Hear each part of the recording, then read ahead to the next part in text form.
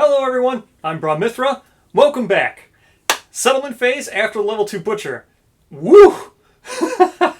That level 2 Butcher fight, that was something else. That was crazy lucky, right? The weirdest thing about that was, and then like the next day, well, it wasn't the next day, I forget when it was, but the next season 3 episode, I had the same thing happen. It wasn't against the Butcher, but it was literally the trap was like the last card, and it happened again, and crazy. So that Butcher fight was great. That was great and perfect for us. We even landed the death blow. I made a little bit of a mistake with Frenzy, right? The one card, I always read it incorrectly. The Butcher's Roar card. Because my brain is trained to look for those star symbols. I think I say this every single Butcher. I think that one is just worded weird because I never get the lion ones wrong or the antelope ones wrong. I think that one's just worded differently, or I don't know. Maybe it's because it's got 2 different effects after the per monster level. Either way, I always look for the star symbol, which they should have updated for 1.5 because the star symbol's in the 1.5 glossary now, so never get that. But yeah, either way, so the mistakes weren't that bad because Kenna had Bitter Frenzy anyway, so she could have continued doing what she was doing. She could still spend survival. She could still do all those things even when she's frenzied.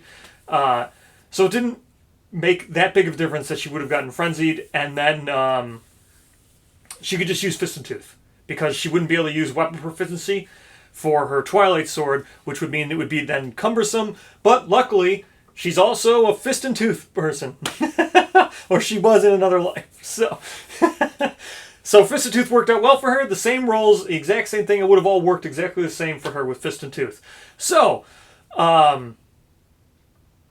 with that said, there's one thing first from last settlement, which it was a comment that was made after I had already recorded that fight, but when I did trepanning, I removed the disorder on a 10, which you don't do. It's a, I forget what it is. Either way, the one below it is remove the disorder, and then the one higher is gain a disorder and a fighting art. The only reason why I would even bother trepanning is to remove a disorder, so it's kind of like Heat Wave. Heat Wave is another weird one where the high roll is worse than the low roll. It's not what you actually want. When you go and you forage to get the water so you can actually depart with heavy gear and endeavor normally, when you roll low, then you can do those things. If you roll high, you don't. You get something else. Like, it's still good. The higher roll is still good, but you don't get to depart normally. It's like why I want to depart normally with heavy gear. That's why I'm rolling on this. I don't need to innovate. I don't need to endeavor. I can work around those things. So it's weird, but that's how it is. Sometimes I just have to remember, sometimes what you're there to do, the low roll is actually what you want, and the high roll is not. It's just a probability thing, right? It's just, I did it too when I was making my homebrew. It's just probability. You just want something with the highest probability is what you want, right? So the 4 through 7 to remove a disorder, and still good. You 30% chance or whatever it is, or 5 through 8 or whatever it is, I forget. But so I need to draw a disorder for Atrium. And then, also, this week is Valentine's Day week. So remember, if you're playing Kingdom Death during Valentine's Day week, you get this thing right here. That I'm hoping will appear when I edit, because nothing's here right now. Did it appear? Good. It's a campaign perk. So remember to add that. We will be adding it because we're playing during Valentine's Day. Alright, so, let's get into the settlement phase. Alright, so now starting with the settlement phase, we're going to go ahead, I'm just going to shuffle these up. We'll draw our random settlement event before I do the disorder and all that stuff, just in case, because that person is a returning survivor, could die, whatever, so no sense in wasting time writing all that stuff down. We'll see what happens if he survives or not. So rolling for random settlement event, the 5th card down. So we go 1, 2, 3, 4. 5th card down. Phantom. This is the Slenderman one. I don't think we've had this yet. Maybe we have. Survivors find themselves overcome with bittersweet mix of affection and loss that haunts them in different moments and places around the settlement. For each innovation the settlement has listed below, roll 1d10 on the corresponding table. I think we have all of these. Let me see. I mean, obviously you have language. Well, I mean, I guess you might not have language. You could have, like, dragon language or something. We do have bed. Do we also have storytelling? We do not have storytelling. I'm just going to double check one real quick. Yeah, we do not have storytelling. So, we're going to be rolling on 2 of these things. So, here we go for language first. 4, survivors find that their gear has been knocked to the ground. After departing, each survivor randomly selects 1 hit locations and reduces it by 1. Okay, and then for bed, frustrated at nothing, the survivors cannot find rest in their beds. Gain no benefits from home innovations this settlement phase. Okay. It is what it is. Kind of a weird one. So no benefits from home innovations. I don't even think, I mean, what's a home innovation? Bed, right? So, I mean, I guess, and pull these out. So I guess it would just be if we have so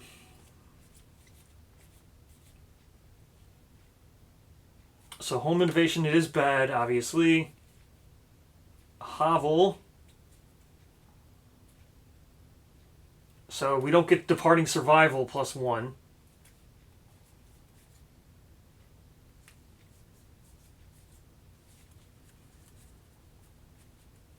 Yes, we don't get departing survival plus 1. That kind of sucks. And then we have to remember to do all this. Okay, so all this stuff we'll have to leave out. We're going to have to remember to take 1 damage to a random hit location. Oh no, we select a hit location and reduce it by 1. Okay, that's not as bad. Okay. So, now we draw the disorder because he survived. So this is, again, for Atrium. We have nothing on the settlement. We got no returning resources. Oh yeah, we did. We got 1 broken lantern. So Kenna has to hoard that broken lantern. So we got nothing. We got the Butcher's Cleaver, but she can't hoard that. So she hoards the broken lantern. Actually, I think it says it gets added to settlement store. No, it wouldn't. Let me look at hoarder. I think that says it gets added to settlement storage. So she might not be able to hoard it. Where's hoarder? Hoarder. When you were returning survivor, archive 1 resource gained from the last showdown. Yeah, so it wouldn't have mattered.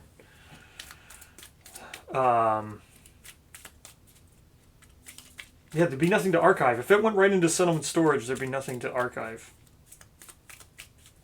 We make sure that that broken lantern we got from Butcher Rewards goes right into showdown, or right into settlement storage. Then she can't hoard anything, which would be great. Otherwise, she's going to take that broken lantern, which I kind of need that broken lantern. Game 1 broken lantern no, wait.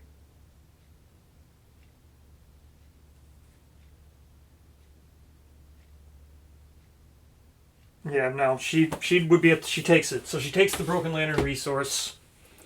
That sucks. So now we need 3 broken lanterns to be able to scrap smelt, because I have the extra bone. I just need the broken lantern.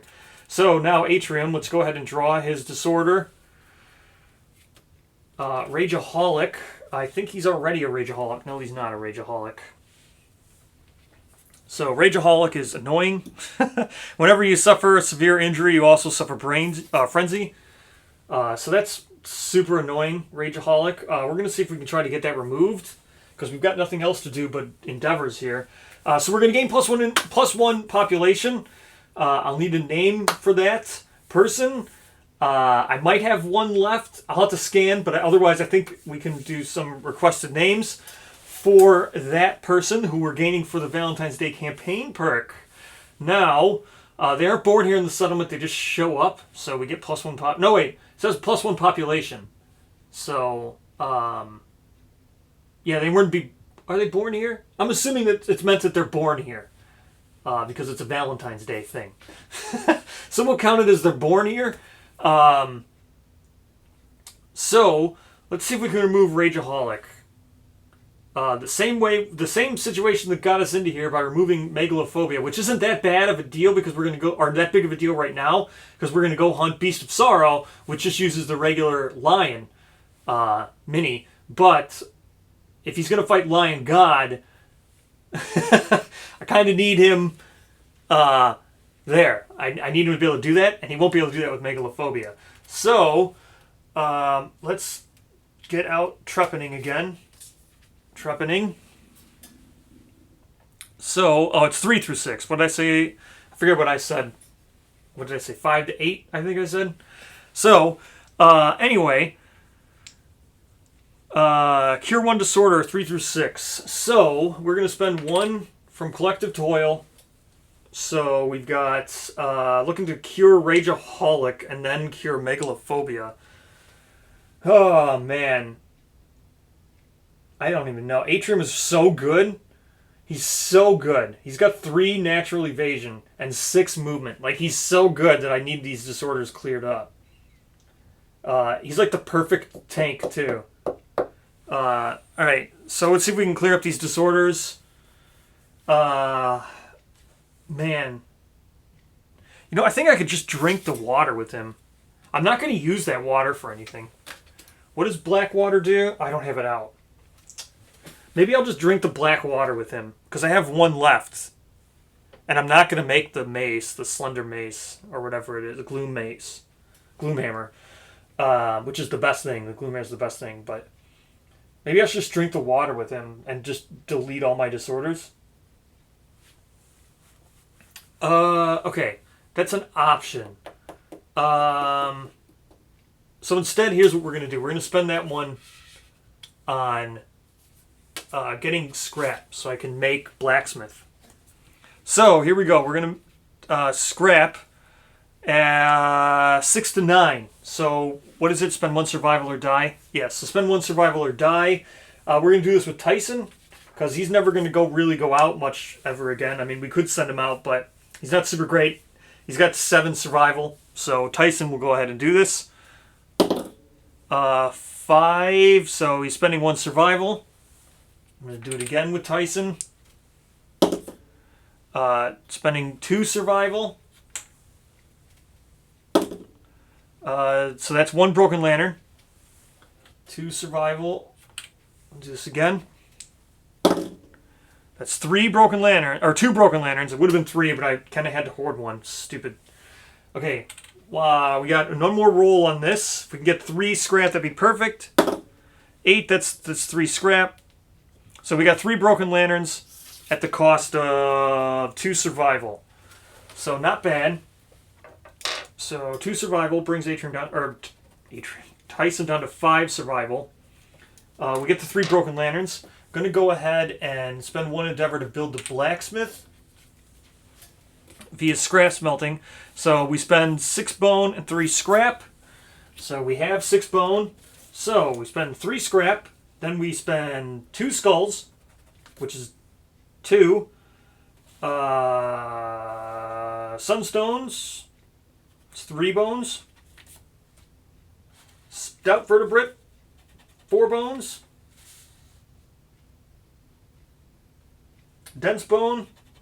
5. Handed skull. 6. It's all of our bones from our resources, or from our thing. That's pretty much everything. All we have now is just herbs. Or acanthus plants, I mean. Some mark on this. This is Lantern Year 17. We're fighting Beast of Sorrow. So Lantern Year 17. Perfect. So we have a new person to add from the Valentine's Day thing. We have 1 endeavor left now. I think I want to try for Timeless Eye rather than getting rid of Trepanning. So yeah, we can build the blacksmith. Blacksmith is here. So now we finally have the blacksmith. If we ever got the perfect crucible, which I rolled the key, the very first episode, the very first hunt we ever went on, I had the portcullis key. I've never ever made the perfect slayer. I've never gotten the key, so it's ridiculously hard to get. It's like below 1%, below like 1%. I think it's even like less than. I know you have to think it's two 1% chances, right? So then it's like, well, it's 0.5% that you'll get it in your game. But you have to roll them also like in order. So I think it's actually like a 0.25% chance of getting it. But either way, it costs 9 iron, so that's almost like insurmountable now for Kenna to ever see that, or yeah. So, but what's nice about this is we can make beacon shields now. So, hopefully Beast of Sorrow will give us quite a bit of stuff. Maybe we'll get some beacon shields before Watcher, or before Slenderman 2. Slenderman 2 is still pretty difficult. Slenderman 2 is not a pushover. I think Slenderman 2 might be even harder than Kingsman level 2. Well, Kingsman level 2 is super annoying. It's not that it's difficult, it's just that you can't move around. It's a really annoying fight, but... So it looks like we're sticking with Rageaholic. Looks like Atrium not faring too well with his disorders. They're really bad. I mean, Megalophobia is a wash. It doesn't matter, but because I wanted to fight a Lion God, it matters. And then Rageaholic sucks because Frenzy sucks, especially for a tank, because then they can't use their survival. So Rageaholic sucks for specifically a tank with Megalophobia. Otherwise, it's manageable. That sucks. So we can matchmake or go for infinite lives. So with infinite lives would be nice to get back. But infinite lives is not... perfect here. Infinite lives is a 6+ to get infinite lives via our sculpture. Who does not have a reroll who would be going out? Kinda now has infinite lives. Yisa would love to get infinite lives.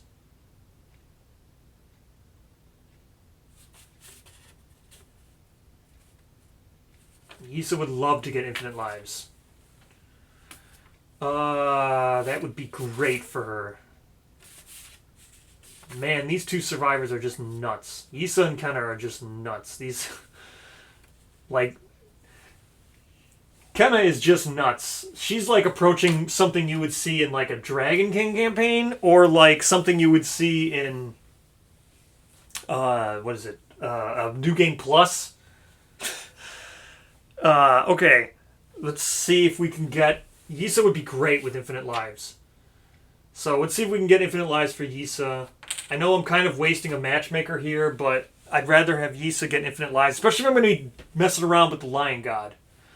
So, let's go ahead and try to... Oh, wait, I didn't roll yet. So try to get this on 6+ to see if we get it.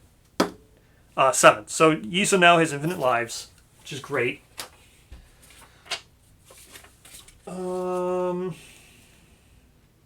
Just going to get rid of Bone Whisperer because that's almost never going to get used. No, in all honesty, I probably should have rolled with Yisa because she's one away from seeing the truth. Well, I didn't end up getting +1 courage, but I should have done it with her. Okay, she's now got infinite lives. She gets her reroll back.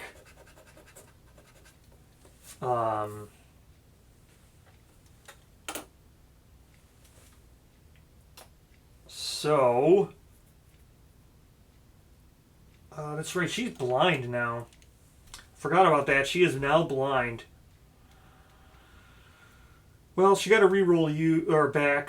Can't really cure blindness. I forgot to remove her accuracy, but now I removed it. Okay, so that is it pretty much. There's nothing else we can really do, like, at all. I'll have to remember these phantom things.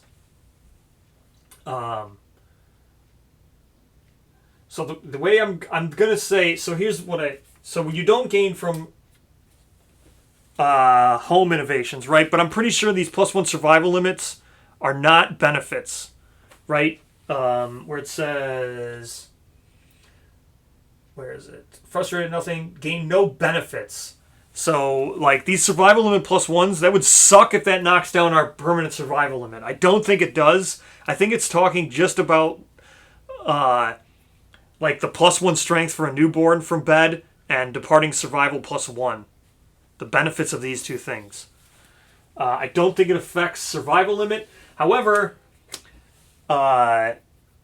There's, I don't know. I'll have to look. I'm going to have to ask around about that interpretation and see if there's a ruling on it.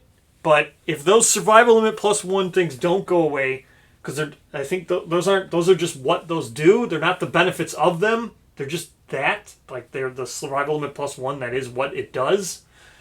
But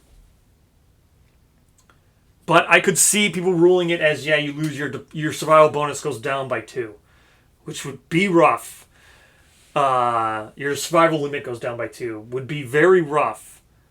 So let me ask around about that. I don't think it would. I think you would just lose the ability to roll and gain and the departing survival and stuff. So, Beast of Sorrow, I don't think there's anything we need to do in order to hunt it. Let me look, because I'm pretty sure it comes from one of these settlement events, right? Hunt reenactment. No, not hunt reenactment. Elder Council. This is it. This is the one it comes from. Lion met on a dangerous hunt. The monster was mourning, and in its paw held a tattooed handed hand, or a tattooed human hand. Add the Beast of Sorrow to your quarry list. You will find its rules and story event pay. Okay, so there's nothing that I need to do to get to hunt it, right? Like the other one, like I was saying, I couldn't hunt the other one, the Great Golden Cat, because I don't actually have Mask Maker, even though I had the Lion Mask. That I can just go hunt. So Beast of Sorrow is added to the quarry list. We can go ahead and do that. So that's what we're going to do. Beast of Sorrow, I think we can handle it. We've got a lot of gear I need to look around. I don't think we're going to be using the cleaver. These gear sets kind of need to be messed with. Kenna's got herself a Lovelorn Rock, so kind of want to mess with that, but I can't do anything about it. I would love to get rid of that on the hunt. It's messing with her gear grid quite a lot, but I don't think Beast of Sorrow is too difficult. It is a level 4, technically, but I think its traits and stuff it's just got a level 2 trait. It's like, it doesn't have like, I don't think it has the level 3 trait. Like the what is it, 0 or whatever that one is, the one with 0 presence or whatever. I don't think it has that. Either way, a level 3 line would be difficult. A level 2 line I don't think is that difficult. If it's only got the one trait where you just can't end your turn adjacent to it, and other than that it's a lion, we should be fine. So, Beast of Sorrow is definitely next, then Lion God, then Slenderman, then Watcher. So, thank you so much for watching. It's so very, very humbling. As I just said, this episode is, well, I've reached 1,000 subscribers. That is beyond amazing. So thank you so much, and I will see you in the next Lantern Year.